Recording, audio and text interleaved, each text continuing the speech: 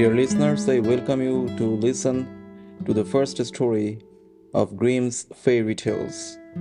The first volume of the book was published in the year 1812, and the second volume was published in 1815. And the first story of the book is named Golden Bird. So let's listen The Golden Bird.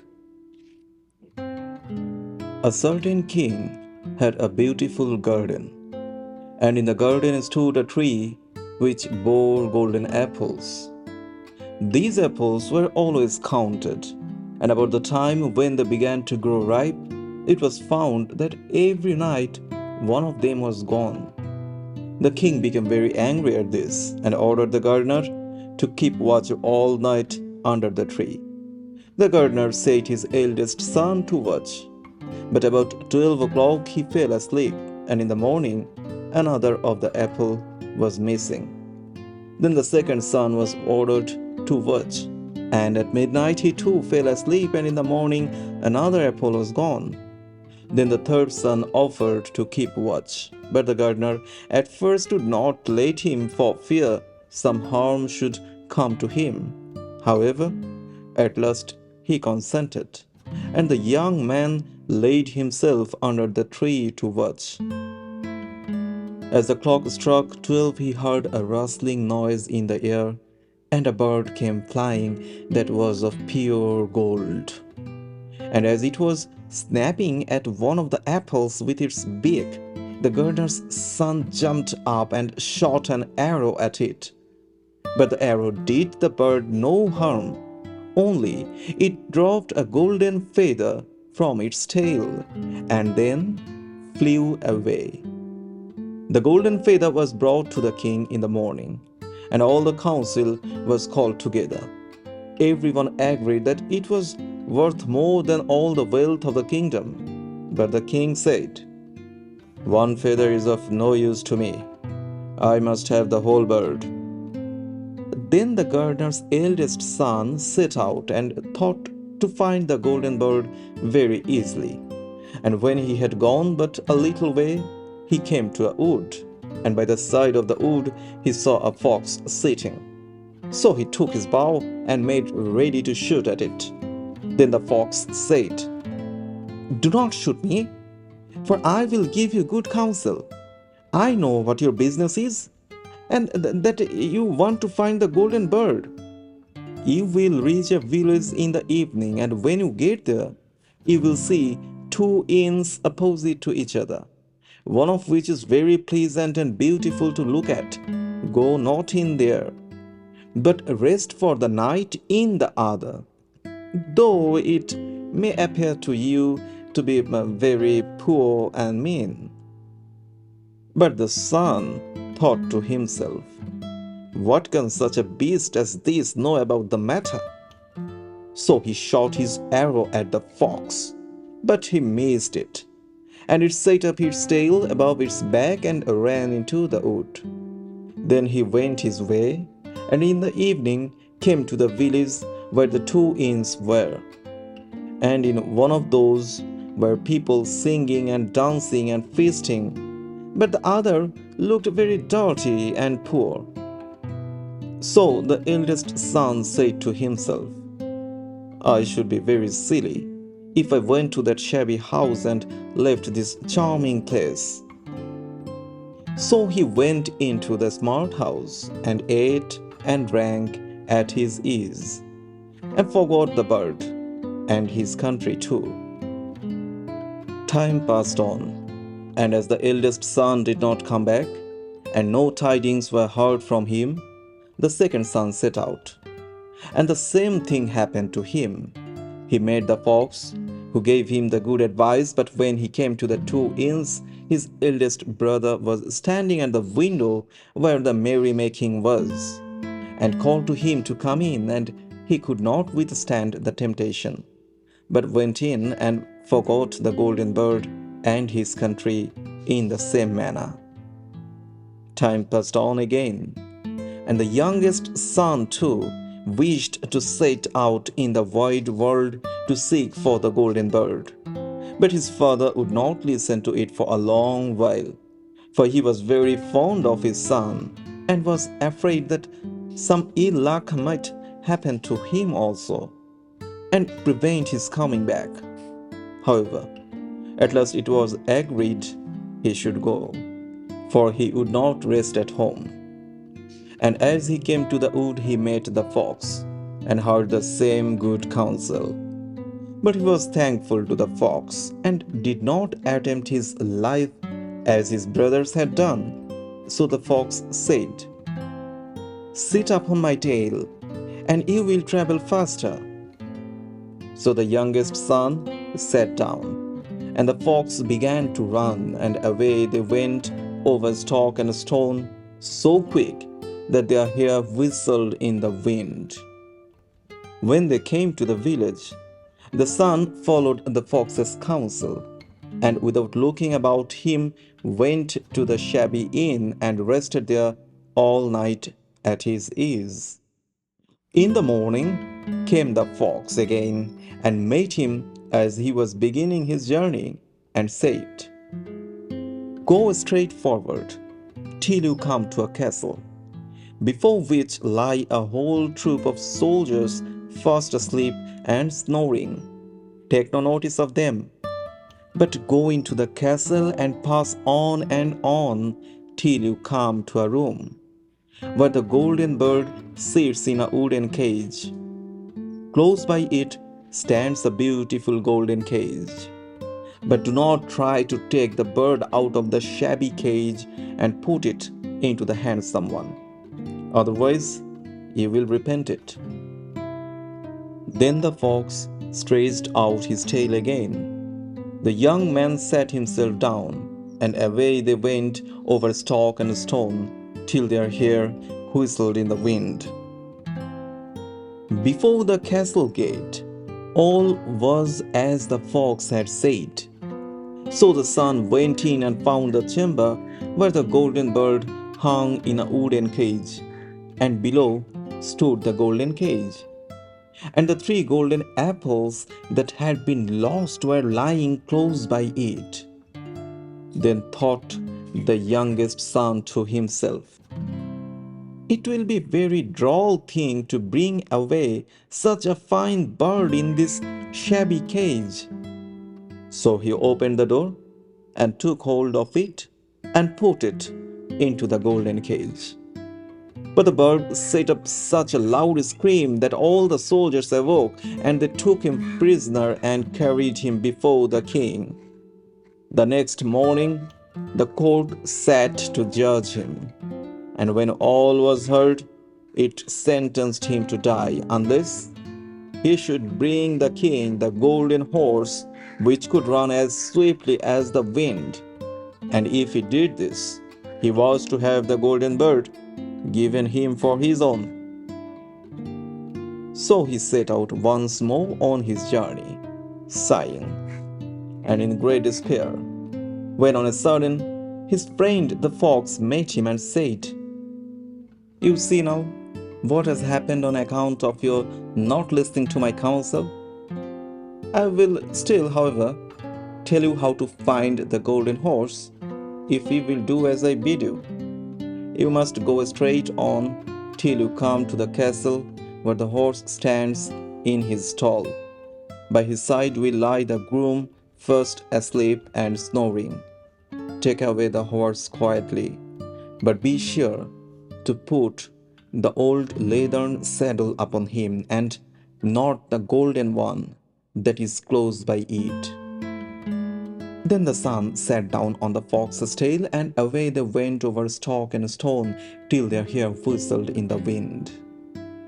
All went right, and the groom lay snoring with his hand upon the golden saddle. But when the son looked at the horse, he thought it a great pity to put the leathern saddle upon it. "I will give him the good one," said the youngest son to himself. "I am sure he deserves it." As he took up the golden saddle, the groom awoke and cried out so loud that all the girls ran in and took him prisoner. And in the morning he was again brought before the court to be judged, and was sentenced to die.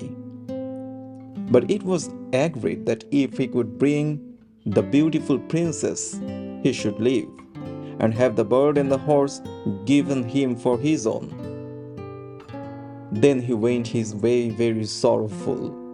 But the old fox came and said, "Why did not you listen to me?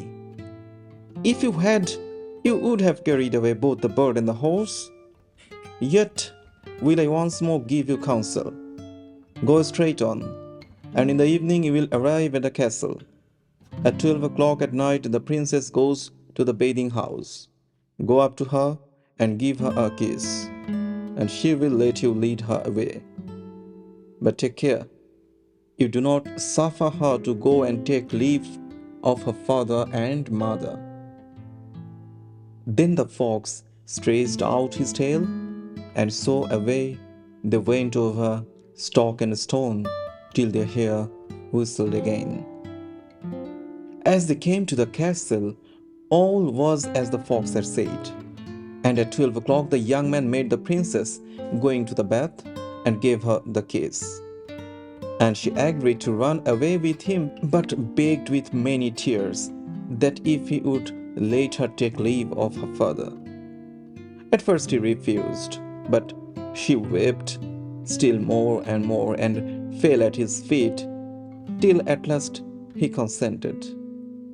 But the moment she came to her father's house, the guards awake, and he was taken prisoner again.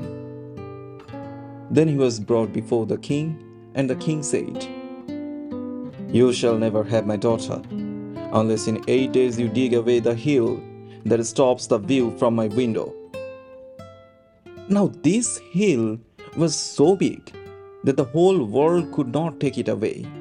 And when he had worked for 7 days and had done very little, the fox came and said, "Lie down and go to sleep. I will work for you." And in the morning he awoke, and the hill was gone. So he went merrily to the king and told him that now that it was removed, he must give him the princess. Then the king was obliged to keep his word, and away went the young man and the princess. And the fox came and said to him, "We will have all three, the princess, the horse, and the bird." The young man said, "Ah, that would be a great thing, but how can you contrive it?" The fox said in reply, "If you will only listen, it can be done. When you come to the king and he asks for the beautiful princess, you must say, 'Here she is.' Then he will be very joyful, and you will mount the golden horse that they are to give you, and put out your hand to take leave of them, but shake hands with the princess last. Then lift her quickly onto the horse behind you, clap your spurs to his side, and gallop away as fast as you can." All went right. Then the fox said again to the young man, "When you come to the castle where the bird is, I will stay with the princess at the door, and you will ride in and speak to the king. And when he sees that it is the right horse, he will bring out the bird. But you must sit still and say that you want to look at it, to see whether it is the true golden bird. And when you get it into your hand, ride away." This too happened as the fox said. They carried off the bird, the princess mounted again, and they rode on to a great wood. Then the fox came and said, "I pray that you kill me and cut off my head and my feet."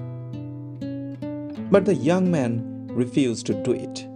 So the fox said, "I will at any rate give you good counsel. Beware of two things. Ransom no one from the gallows, and sit down by the side of no river." Then away the fox went. Well, thought the young man, it is no hard matter to keep that advice. He rode on with the princess, till at last he came to the village where he had left his two brothers. And there he heard a great noise and uproar. And when he asked what was the matter, the people said, two men are going to be hanged. As he came nearer, he saw that the two men were his brothers, who had turned robbers. So he said, cannot they in any way be saved? But the people said, no, unless he would bestow all his money upon the rascals and buy their liberty. Then the young man did not stay to think about the matter, but paid what was asked, and his brothers were given up, and went on with him towards their home. And as they came to the wood where the fox first made them, it was so cool and pleasant that the two brothers said, let us sit down by the side of the river and rest for a while, to eat and drink. So the young man said, okay, and forgot the fox's counsel, and sat down on the side of the river. And while he suspected nothing, they came behind and threw him down the bank, and took the princess, the horse, and the bird, and went home to the king their master, and said, all this have we won by our labor. Then there was great rejoicing made, but the horse would not eat, the bird would not sing, and the princess wept. The youngest son fell to the bottom of the river's bed. Luckily, it was nearly dry, but his bones were almost broken, and the bank was so steep that he could find no way to get out. Then the old fox came once more, and scolded him for not following his advice.